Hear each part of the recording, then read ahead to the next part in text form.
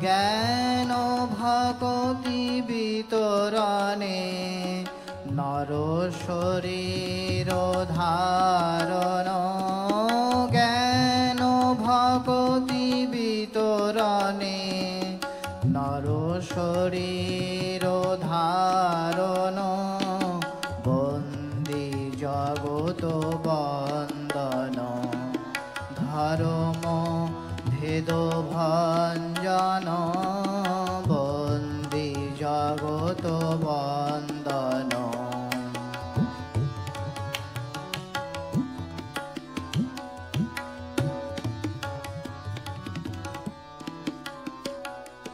বিগত গেহ বন্দন বিজিত মিন কেতন বিগত গেহ বন্দন বিজিত মিন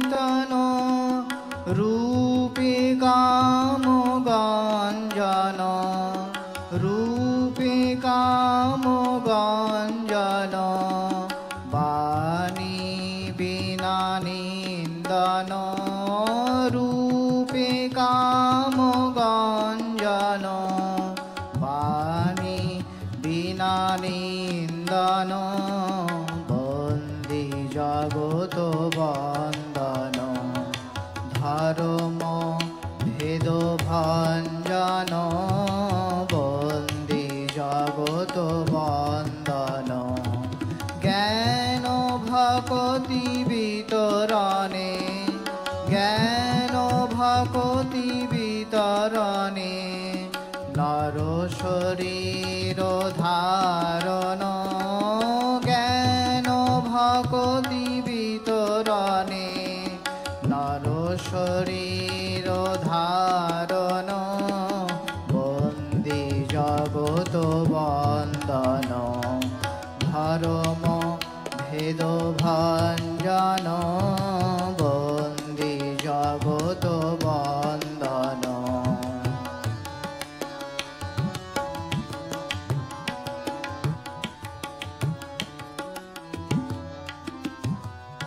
প্রেম মত্ত নর্তন অভিগর্জন প্রেম মত্ত নর্তন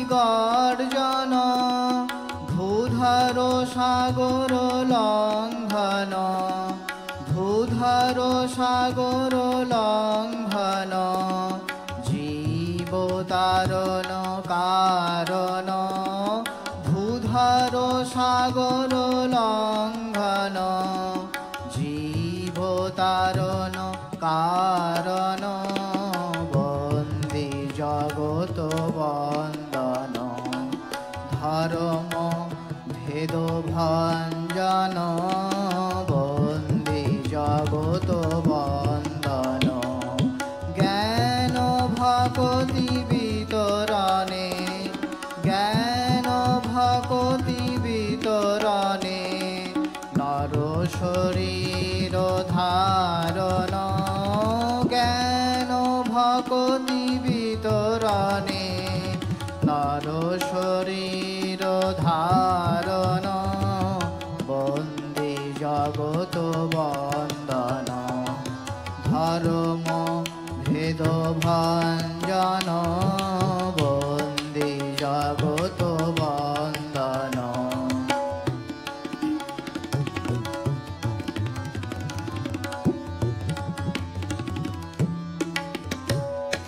কূট কপটি মর্দন সজ্জন মনমোহন কূট কপটি মর্দন সজ্জন মন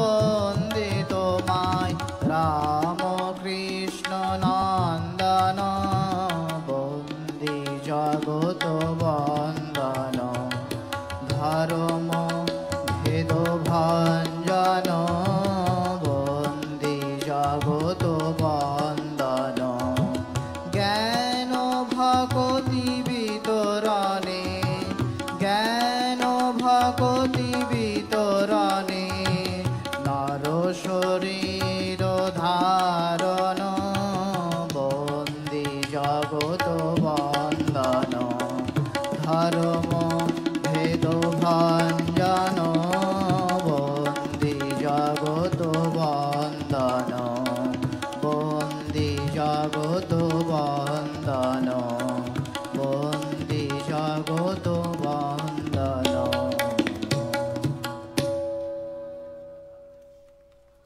আমরা শুনলাম বিবেকানন্দ গীতি ধর্মভেদ ভঞ্জন বন্দি জগত বন্দন। ফিডব্যাক আসছে। আমাদের শ্রীরামকৃষ্ণদেব তার কথোপকথন আগামী দিনের মানুষের কাছে উপহার দিয়েছিলেন, যেটির নাম শ্রীরামকৃষ্ণ কথামৃত।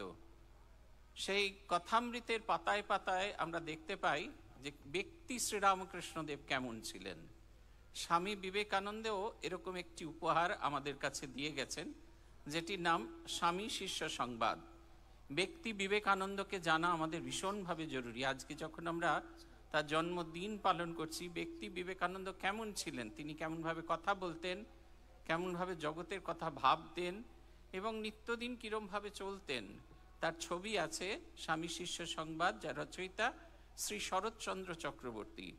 স্বামী বিবেকানন্দের বাণী ও রচনার বাংলার নবম খণ্ডে এটি সংকলিত হয়েছে। সেখান থেকে পড়ে শোনাচ্ছেন ব্রহ্মচারী সুনাম মহারাজ।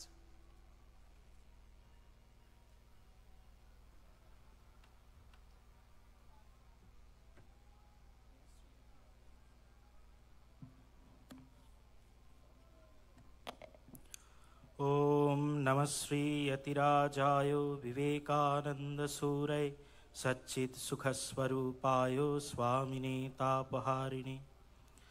স্বামী শিষ্য সংবাদ, শ্রী শরৎচন্দ্র চক্রবর্তী। উত্তরকাণ্ড, প্রথম বল্লী। স্থান বেলুর মঠ নির্মাণকালে, বর্ষ 1898।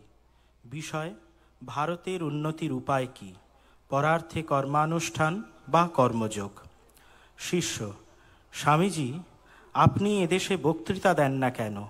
বক্তৃতা প্রভাবে ইউরোপ আমেরিকা মাতাইয়া আসিলেন, কিন্তু ভারতে ফিরিয়া আপনার ওই বিষয়ে উদ্যম ও অনুরাগ যে কেন কমিয়া গিয়াছে তাহার কারণ বুঝিতে পারি না। পাশ্চাত্য দেশ সকলের অপেক্ষা এখানেই আমাদিগের বিবেচনায় ঐরূপ উদ্যমের অধিক প্রয়োজন। স্বামীজি, এদেশে আগে গ্রাউন্ড তৈরি করতে হবে, তবে বীজ ফেললে গাছ হবে। পাশ্চাত্যের মাটি এখন বীজ ফেলবার উপযুক্ত, খুব উর্বরা। দেশের লোকেরা এখন ভোগের শেষ সীমায় উঠেছে। ভোগে তৃপ্ত হয়ে এখন তাদের মন তাতে আর শান্তি পাচ্ছে না, একটা দারুণ অভাব বোধ করছে। তাদের দেশে না আছে ভোগ, না আছে যোগ। ভোগের ইচ্ছা কতকটা তৃপ্ত হলে তবে লোকে যোগের কথা শোনে ও বোঝে। অন্যাভাবে ক্ষীণ দেহ, ক্ষীণ মন, রোগ শোক পরিতাপের জন্মভূমি ভারতে লেকচার ফেকচার দিয়ে কি হবে? শিষ্য: কেন, আপনি তো কখনো কখনো বলিয়াছেন এদেশ ধর্মভূমি। এদেশে লোকে যেমন ধর্মকথা বুঝে ও কার্যত ধর্মানুষ্ঠান করে, অন্য দেশে সেরূপ নহে। তবে আপনার জ্বলন্ত বাগ্মিতায় দেশ কেন মাতিয়া উঠিবে না, কেন ফল না হইবে? স্বামীজি: ওরে, ধর্মকর্ম করতে গেলে আগে কুর্মাবতারের পূজা চাই। পেট হচ্ছেন সেই কুর্ম। একে আগে ঠান্ডা না করলে তোর ধর্মকর্মের কথা কেউ নেবে না। দেখতে পাচ্ছিস না, পেটের চিন্তাতেই ভারত অস্থির। বিদেশির সঙ্গে প্রতিদ্বন্দ্বিতা, বাণিজ্যে অবাধ রপ্তানি, সর্বাপেক্ষা তোদের পরস্পরের ভিতর ঘৃণিত দাসসুলভ ঈর্ষাই তোদের দেশের অস্থিমজ্জা খেয়ে ফেলেছে। ধর্মকথা শোনাতে হলে আগে এদেশের লোকের পেটের চিন্তা দূর করতে হবে, নতুবা শুধু লেকচার ফেকচারে বিশেষ কোনো ফল হবে না। শিষ্য: তবে আমাদের এখন কি করা প্রয়োজন? স্বামীজি: প্রথমত কতকগুলি ত্যাগী পুরুষের প্রয়োজন, যারা নিজেদের সংসারের জন্য না ভেবে পরের জন্য জীবন উৎসর্গ করতে প্রস্তুত হবে।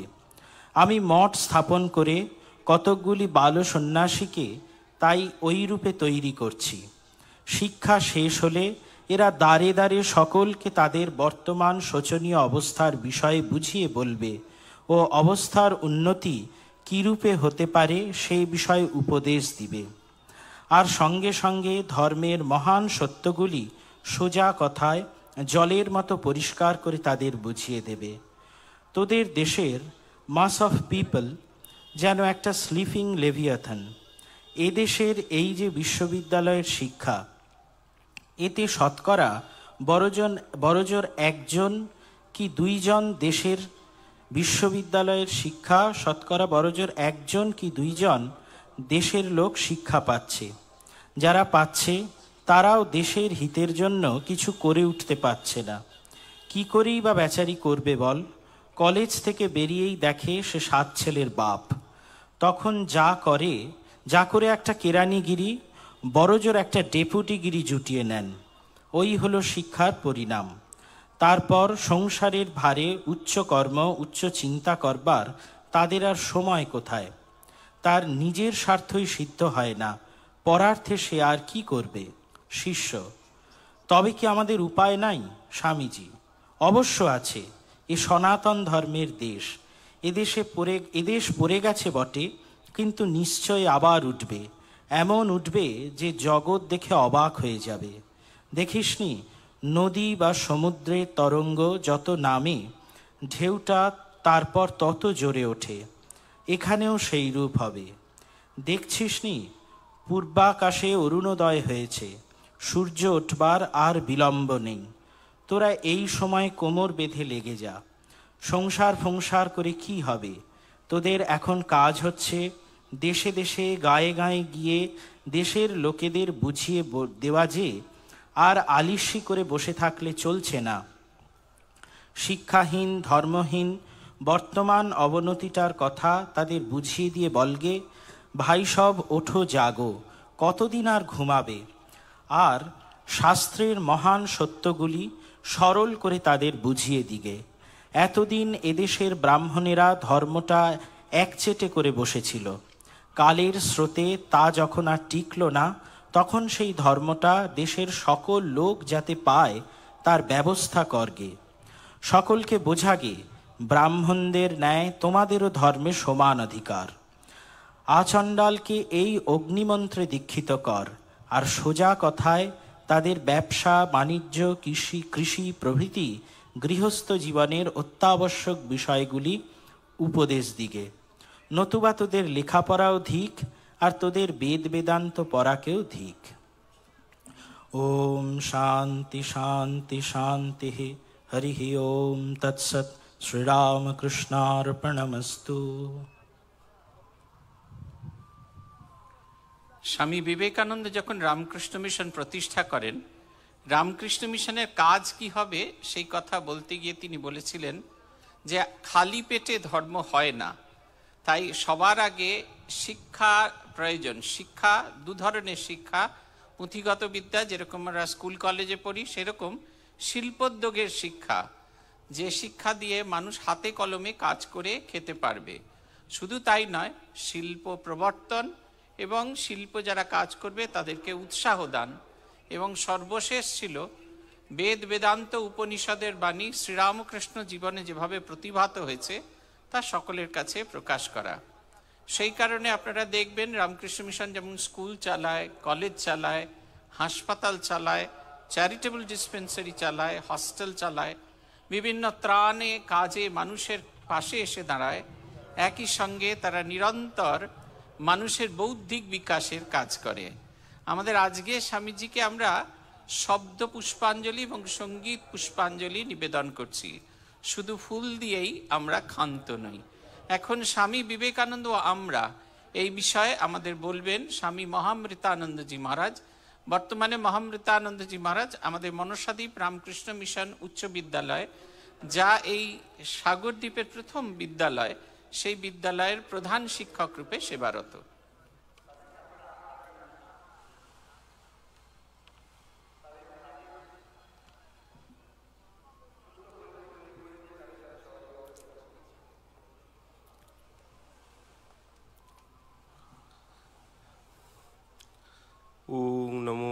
ভগবতে শ্রীরামকৃষ্ণায় নমঃ।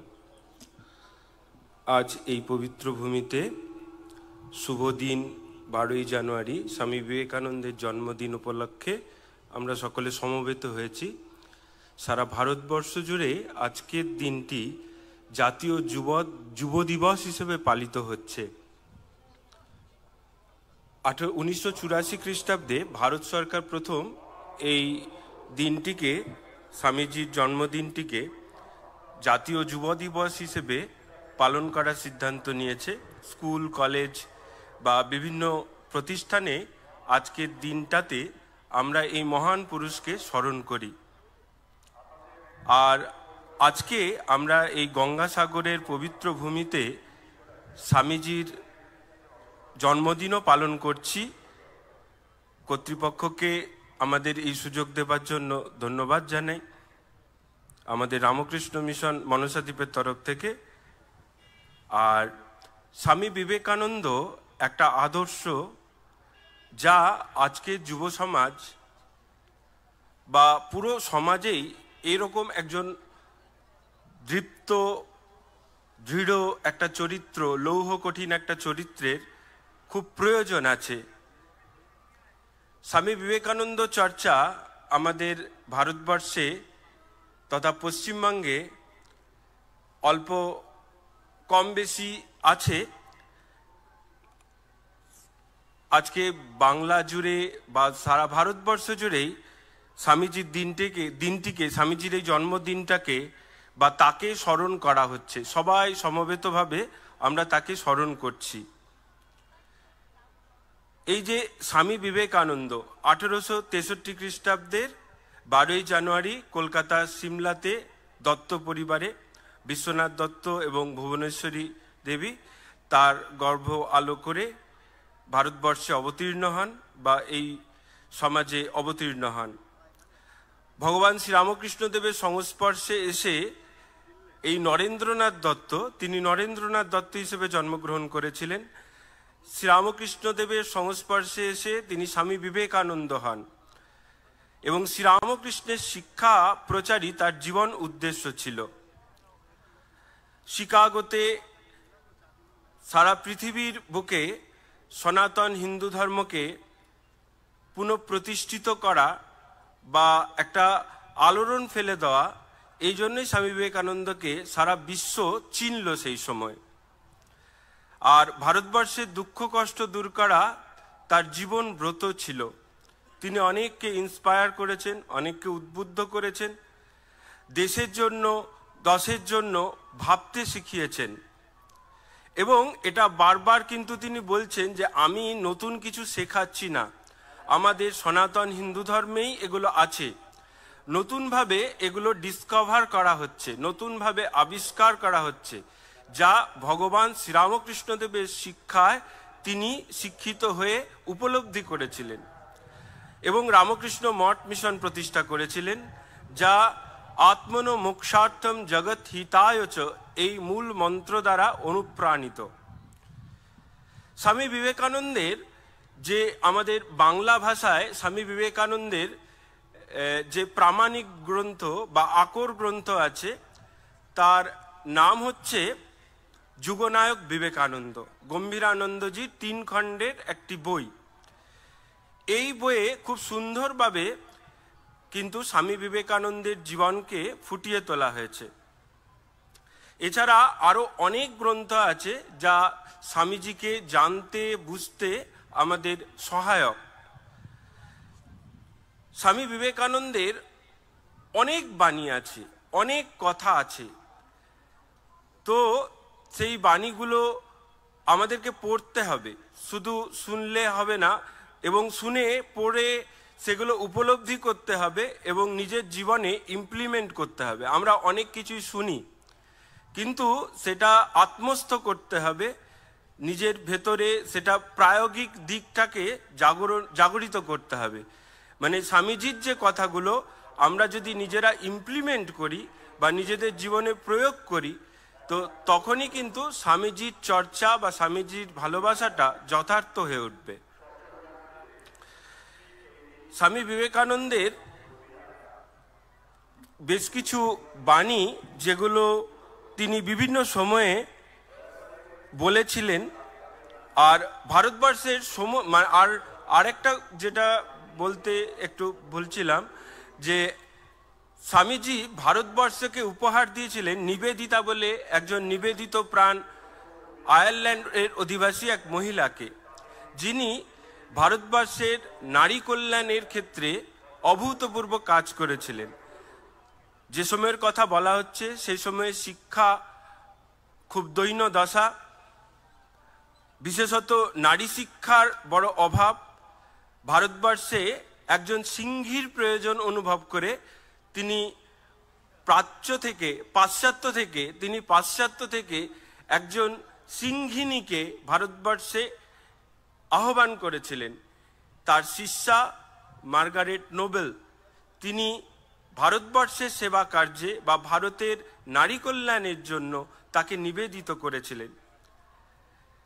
এবং এই নিবেদিতা স্বামীজি সারা আজীবন স্বামীজির আদর্শই প্রচার করে গেছেন।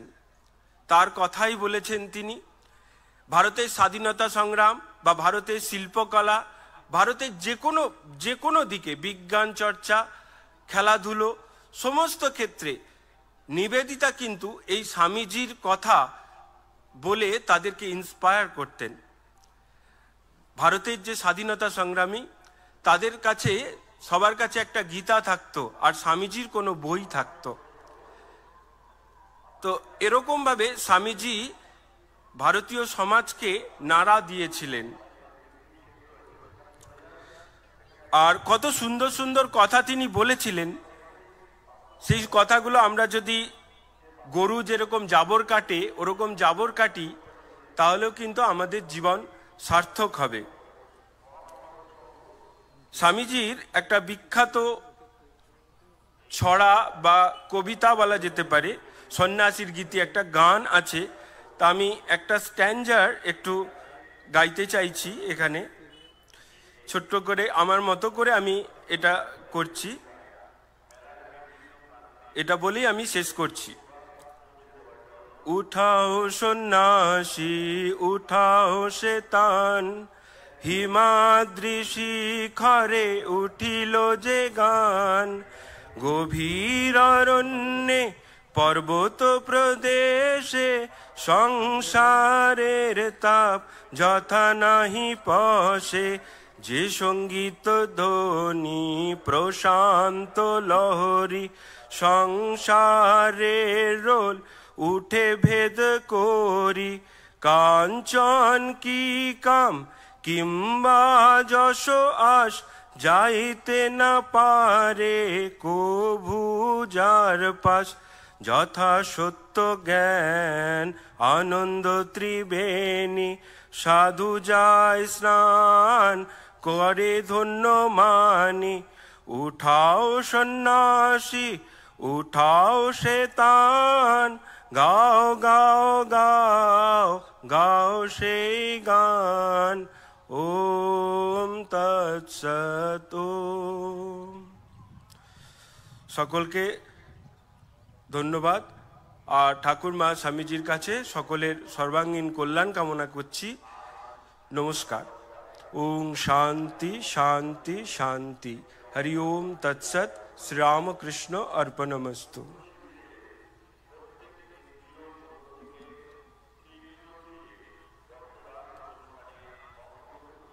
এতক্ষণ আমরা শুনলাম স্বামী মহামৃতানন্দজি বললেন, স্বামী বিবেকানন্দ আমরা এই বিষয়ে বাংলায়।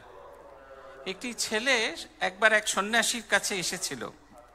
তার জীবনে ভীষণ রকমের সমস্যা। সে সন্ন্যাসীর কাছে এসেছে কি করে সেই সমস্যা থেকে সে মুক্তি পাবে। সন্ন্যাসী এই কথা শুনেই তাড়াতাড়ি ঘরের বাইরে গিয়ে তার ঘরের বারান্দার যে থাম আছে সেটাকে দুহাত দিয়ে জড়িয়ে ধরে কাঁদতে থাকলেন। চিৎকার করে বললেন, ওগো আমায় বাঁচাও গো, এই থাম আমায় জড়িয়ে ধরে আছে। সবাই খুব হাসছেন। সন্ন্যাসীর কাছে গিয়ে সেই লোকটি বললেন, আপনি তো ভীষণ ভালো মানুষ দেখছি, এই থামটা আপনি নিজে এসে জড়িয়ে ধরলেন আর চিৎকার করে বলছেন এই থামটা আপনাকে ছাড়ছে না, আপনাকে জড়িয়ে ধরেছে। সন্ন্যাসী বললেন, বাবা তোমাকে এই শিক্ষাটাই দিতে এসেছি, জীবনে আলাদা করে কোনো সমস্যা হয় না, আমরা সমস্যাগুলোকে জড়িয়ে ধরি এবং তাই মুক্তির উপায় খুঁজে পাই না। স্বামী বিবেকানন্দ বলেছিলেন, all power is there within you, you can do anything and everything. সমস্ত শক্তি আমাদের ভেতরে আছে, আমরা চাইলে সমস্ত কিছু করে উঠতে পারি। আপনারা একটু ভেবে দেখবেন যে ওই মহাকাশ যাত্রী যারা গিয়েছেন আর মাটির পৃথিবীতে দাঁড়িয়ে রোজ যে বলছে হায় আমার কিছু হলো না, হায় আমার কিছু হলো না, আমাদের দুজনের মধ্যে খুব একটা ফারাক নেই। আমরা সব দেখতে একই রকম, দুটো চোখ, দুটো হাত, দুটো পা, একই মন। শুধু আমার ভেতরে যে অনন্ত শক্তি বিরাজমান সেই কথাটা আমরা অনুভব করতে পারি না। তাই ওই সন্ন্যাসী যেরকম ভাবে সেই হাতল স্তম্ভটিকে জড়িয়ে ধরে বলেছিল, এই স্তম্ভ আমায় কিছুতেই ছাড়ছে না, আমরাও আমাদের সমস্যাকে জড়িয়ে ধরে বলি এই সমস্যা আমাদের কিছুতেই ছাড়ছে না। স্বামী বিবেকানন্দ হলেন আমাদের এই জীবন সমস্যার মুক্তির উপায়, তিনি আমাদের সেই আলো দেখিয়েছেন। হিন্দি ভাষীরা কেমন করে স্বামী বিবেকানন্দের কথাকে গ্রহণ করেছেন সেটি আমরা শুনবো ব্রহ্মচারী ত্রিপুরারি চৈতন্যের কাছ থেকে। ব্রহ্মচারী ত্রিপুরারি চৈতন্য বর্তমানে রামকৃষ্ণ মঠ চণ্ডীপুর কেন্দ্রের সেবারত, এবং উনি হিন্দিতে এই বিষয়ে তার বক্তব্য রাখবেন।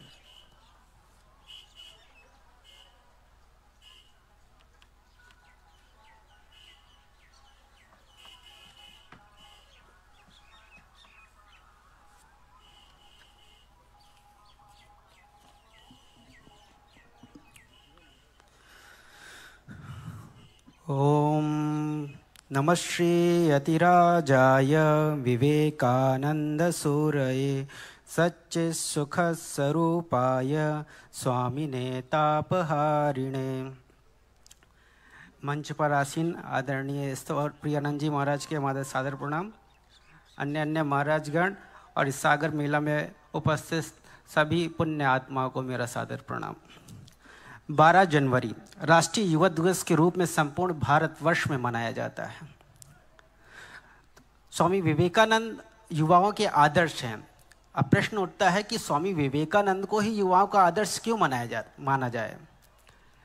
आदर्श वो होना चाहिए जो मनुष्य जीवन को ऊर्ध्वगामी माने, जो मनुष्य जीवन की चेतना को बढ़ाए, ना कि उसकी चेतना को घटाए। आदर्श जीवन ऐसा होना चाहिए कि जो हमारी मृत्यु भी हमारे सामने आए तो हम उसे आनंद के साथ आलिंगन कर सके। तो आचार्यगण बोलते हैं कि आदर्श जीवन के 5 गुण, कम से कम ऐसे 5 गुण होने चाहिए जो आदर्श जीवन की आधारशिला होती है। वो 5 गुण क्या हैं? प्रथम है सत्यवादी। कोई भी व्यक्ति अगर जीवन में आदर्श जीवन यापन करना चाहता है तो उसे सत्यवादी होना चाहिए। द्वितीय है पवित्र दृष्टि। इस संसार में जितने भी जन मन मानुष कीट पतंग सभी को एक दिव्य दृष्टि से देखना चाहिए, क्योंकि सभी के भीतर वही आत्मा विराजमान है। तृतीय है निस्वार्थ सेवा। शिव ज्ञानी जीव सेवा। स्वामी विवेकानंद का वर्तमान युग का एक सबसे बड़ा योगदान है कि संसार में उपस्थित सभी जीव, जहाँ तक कि एक जंतु को, कीट को भी निस्वार्थ भाव से उसकी सेवा करनी चाहिए, शिव भाव से उसकी सेवा करनी चाहिए। चतुर्थ है भगवान में विश्वास, कि संसार में भगवान के बिना मेरा कोई नहीं है, मेरे माता पिता भगवान ही है। और भगवान से आंतरिक प्रार्थना। भगवान ठाकुर भगवान श्री रामकृष्ण बोलते हैं कि अगर एक चींटी के पैर में घुंघरू बांध दिया जाए तो भगवान उस घुंघरू की ध्वनि को भी सुन सकते हैं। ये है 5 सद्गुण जो मानुष एक आदर्श जीवन के लिए अत्यंत महत्वपूर्ण है। अब इस पथ पर कैसे आगे बढ़ा जाए, तो बोलते हैं हर मनुष्य के जीवन में 3 प्रकार के संघर्ष रहते ही रहते हैं। क्यों? हमने जन्म लिया है तो जन्म से लेकर मृत्यु तक हमें हर समय संघर्ष करना ही पड़ेगा। तो ये 3 संघर्ष किस प्रकार के हैं? प्रथम है मनुष्य का प्रकृति के साथ संबंध। प्रकृति के साथ संबंध कैसा है कि बहुत गर्मी पड़ी हमने फैन चला लिया, ठंडी पड़ी हमने चादर ले लिया, तो ये मनुष्य का प्रकृति के साथ एक संघर्ष है। द्वितीय है मनुष्य का मनुष्य के साथ संघर्ष। बोला जाए तो मनुष्य का एक भूत के साथ संघर्ष। हमारा पड़ोसी कोई हमें अच्छे से व्यवहार करता है, कोई हमारे साथ गलत व्यवहार करता है, उसे भी हमें अपने मन के साथ जीना पड़ेगा। और तीसरा आता है मनुष्य का मनुष्य के मन के साथ संघर्ष।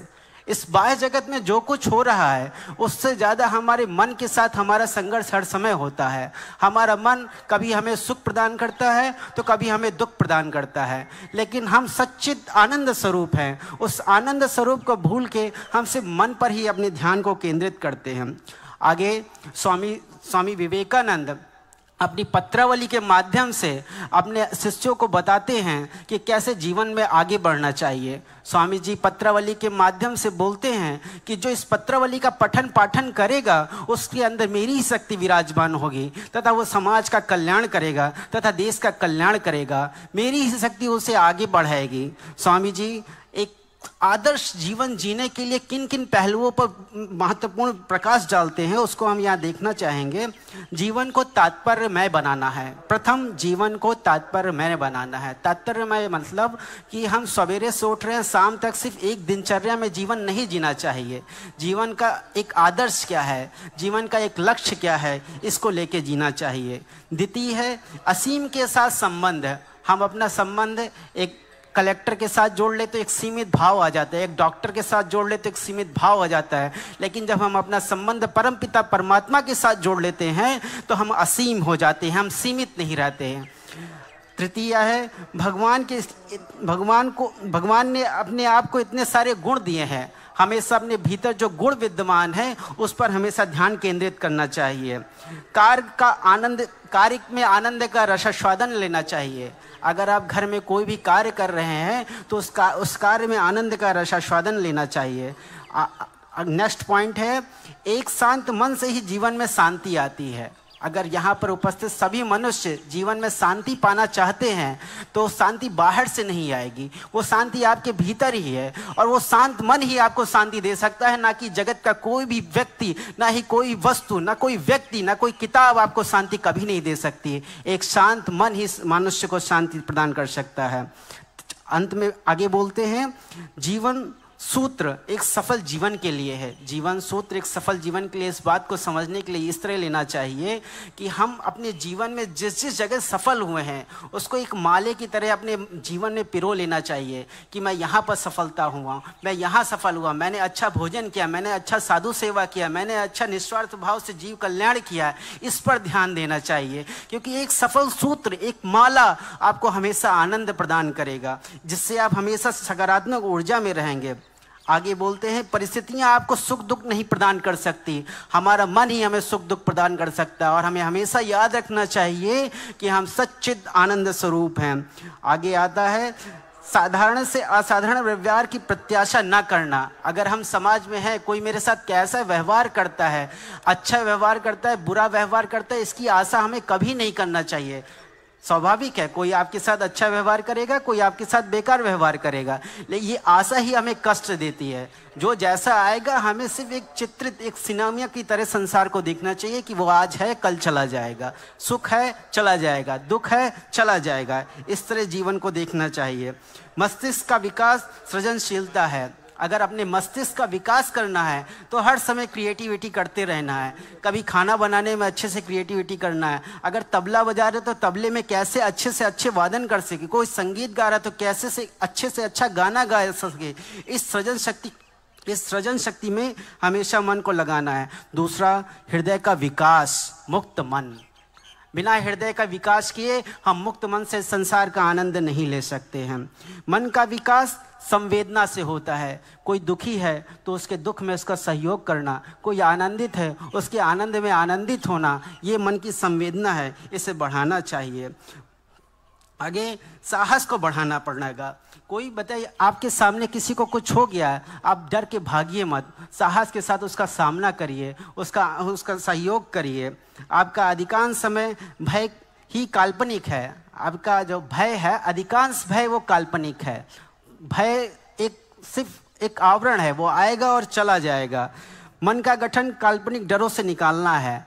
जो हमारे भीतर एक काल्पनिक डर है उससे बाहर होना है।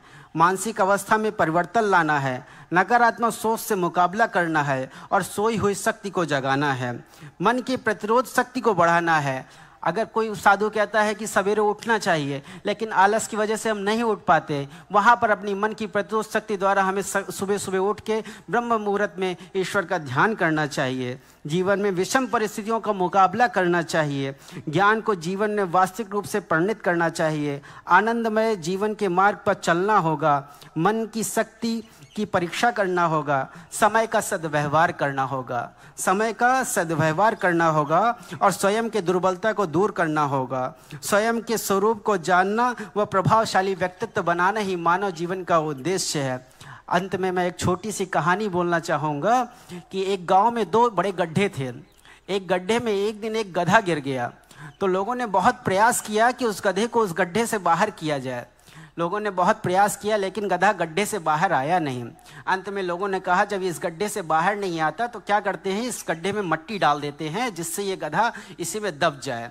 तो गधे के ऊपर जब मट्टी डाली जा रही है तो गधा सहज भाव से वो मिट्टी के बने ऐसे ही भाव से देखता रहा, मिट्टी उसके ऊपर गांव वाले डालते रहे, वो उसी में दब गया। जो दूसरा गड्ढा था, एक दिन उसी गड्ढे में एक घोड़ा गिर गया। जब घोड़ा गिर गया तो लोगों ने फिर बहुत प्रयास किया कि कम से कम इस घोड़े की तो जान बचा लिया जाए, एक जीव मात्र इसका तो कल्याण किया जाए। फिर लोगों ने क्या किया, बहुत प्रयास किया, लेकिन वो घोड़ा गड्ढे से लोग बाहर नहीं निकाल पाए। फिर लोगों ने सोचा कोई बात नहीं, इसको भी मिट्टी डाल दिया जाए और इस घोड़े को इसी में पाट दिया जाए। लोग घोड़े के ऊपर मिट्टी डालते और घोड़ा अपना शरीर झाड़ देता। लोग घोड़े के ऊपर मिट्टी डाल देते, घोड़ा अपना शरीर झाड़ देता है। इस तरह झाड़ते झाड़ते एक समय ऐसा आया कि जितनी मिट्टी थी, घोड़ा मिट्टी के ऊपर उठते उठते उठते उठते इस अवस्था पर आ गया कि वो एक छलांग मारता है और गड्ढे से पार हो जाता है। इसी तरह हमारे जीवन में भी संघर्ष हर समय आता रहेगा। लोग हमारे ऊपर मिट्टी डालते रहेंगे, लेकिन उस मिट्टी को अवसर बनाना पड़ेगा और हमें स्वतंत्र हो जाना पड़ेगा। हम उस सच्चिदानंद आनंद के स्वरूप हैं, इसका हमेशा ध्यान रखते हुए हमेशा ईश्वर के चरणों में अपने जीवन को अर्पित करना पड़ेगा। ओम शांति शांति शांति। हरि ओम तत्सत्। श्री राम कृष्णार्पणमस्तु।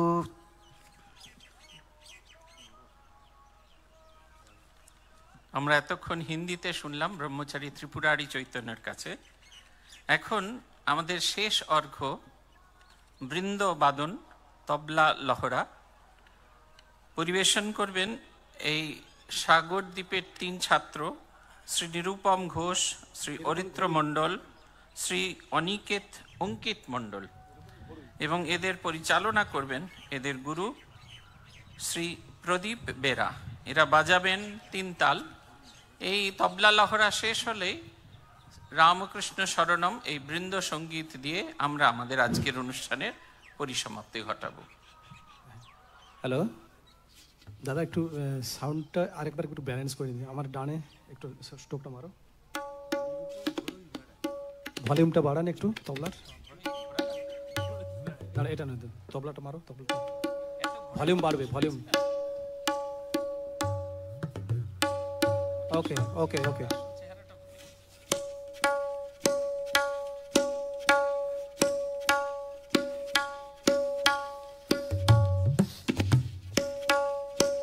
क्या बात। আমার বাঁয়ে এটা একটু বাড়ান, ভলিউম বাড়ান আমার বাঁয়ে। তবলাটা মারো, তবলার ভলিউমটা আরেকটু বাড়বে।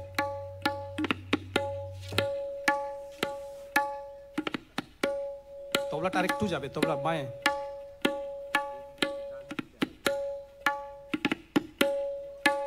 বাস একদম বাঁয়ে মারো, ওটা ওটা ওটা একদম বাঁয়ে বাড়ান। ওটা বন্ধ আছে বাঁয়ে, হ্যাঁ বাড়ান।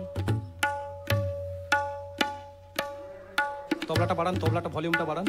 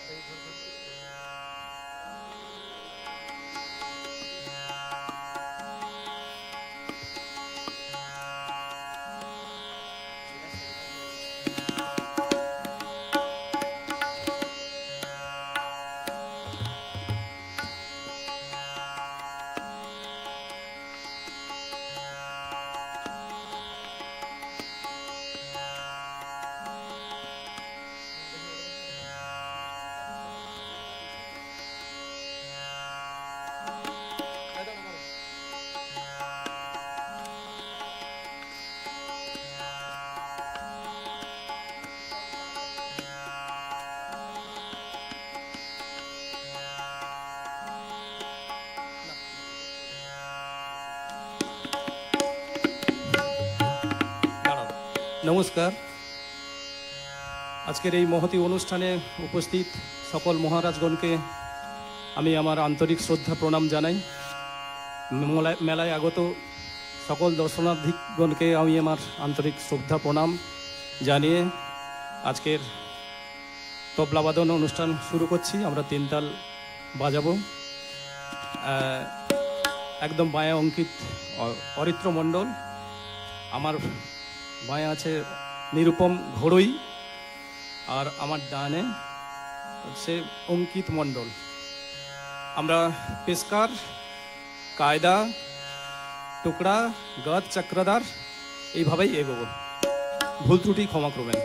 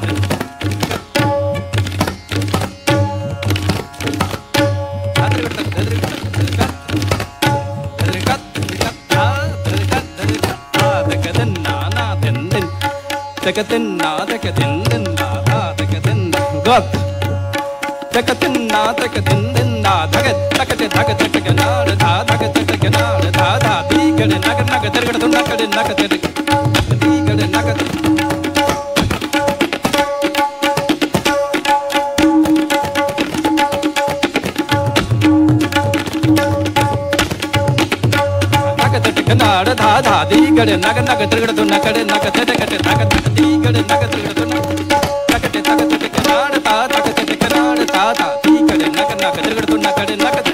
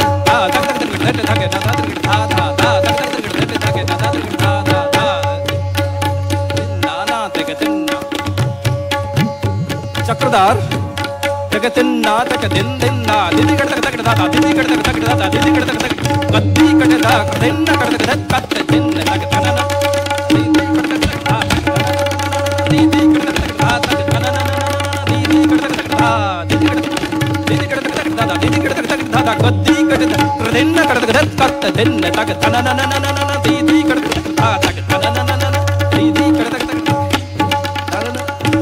तक दीदी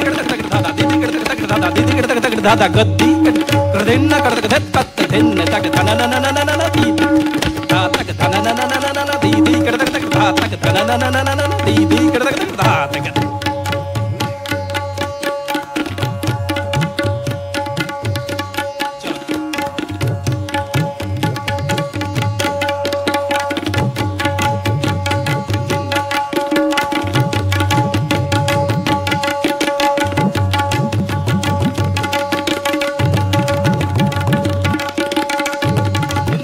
दिन दिन नादा दिन दिन नादा दिन दिन नादा दिन दिन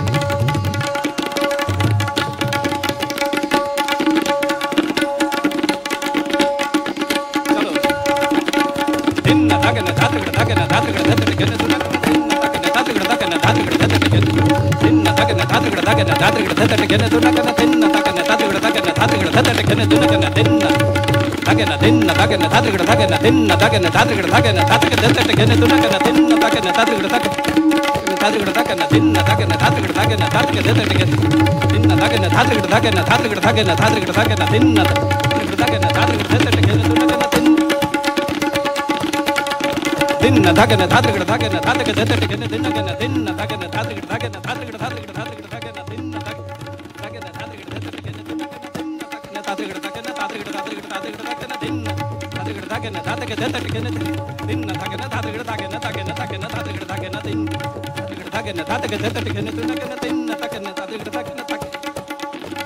ताकना दिन ना ताकना ताकना ताकना ताकना दिन ना ताकना ताकना ताकना ताकना ताकना ताकना दिन ना ताकना ताकना दिन ना ताकना ताकना ताकना ताकना दिन ना दिन ना ताकना ताकना ताकना ताकना ताकना दिन ना ताकना हाय दिन दाके न दादर के दिन दाके न दादर के दिन के न तो न कदा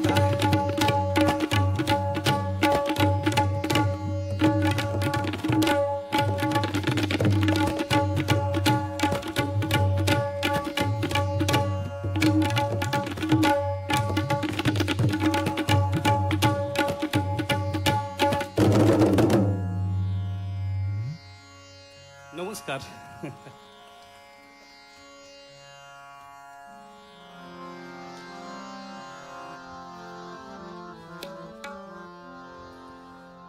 जय जय राम कृष्ण शरणं राम कृष्ण शरणं राम कृष्ण शरणं शरण्ये जय जय राम कृष्ण शरणं राम कृष्ण शरणं राम कृष्ण शरणं शरण्ये कृपा हि केवलं कृपा हि केवलं कृपा हि केवलं कृपा हि केवलं कृपा हि केवलं शरण्ये जय जय राम कृष्ण शरणं राम कृष्ण शरणं राम कृष्ण शरणं शरण्ये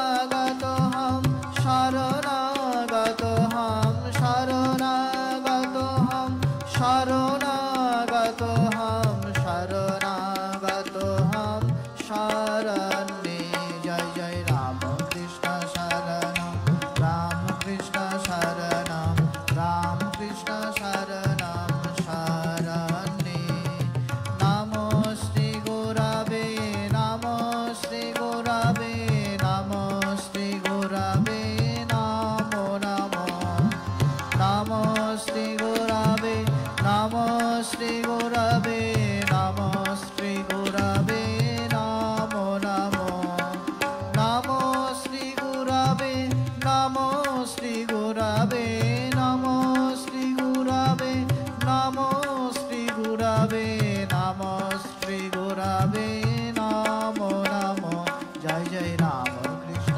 शरणं राम कृष्ण शरणं राम कृष्ण शरणं शरण्ये राम कृष्ण जय जय राम कृष्ण जय जय राम कृष्ण जय जय राम कृष्ण जय जय राम कृष्ण जय जय राम कृष्ण शरणं राम कृष्ण शरणं राम कृष्ण शरणं शरण्ये जय मां जय शारदे मां जय मां जय शारदे मां जय मां जय शारदे मां जय मां जय शारदे मां जय मां जय शारदे मां जय मां जय शारदे मां राम कृष्ण जय जय राम कृष्ण जय जय राम कृष्ण शरणं राम कृष्ण शरणं शरण्ये जय जय राम कृष्ण शरणं राम कृष्ण शरणं शरण्ये जय जय राम कृष्ण शरणं राम कृष्ण शरणं शरण्ये ॐ शान्ति शान्ति शान्तिः हरिः ॐ तत्सत् श्रीरामकृष्णार्पणमस्तु जय श्री गुरु महाराज जी की जय जय महामाई की जय जय स्वामी जी महाराज जी की जय जय गंगा विशालक्षी मनसा माई की जय जय कपिल मुनि महाराज जी की जय। जय स्वामी तुरानंद महाराज जी की जय।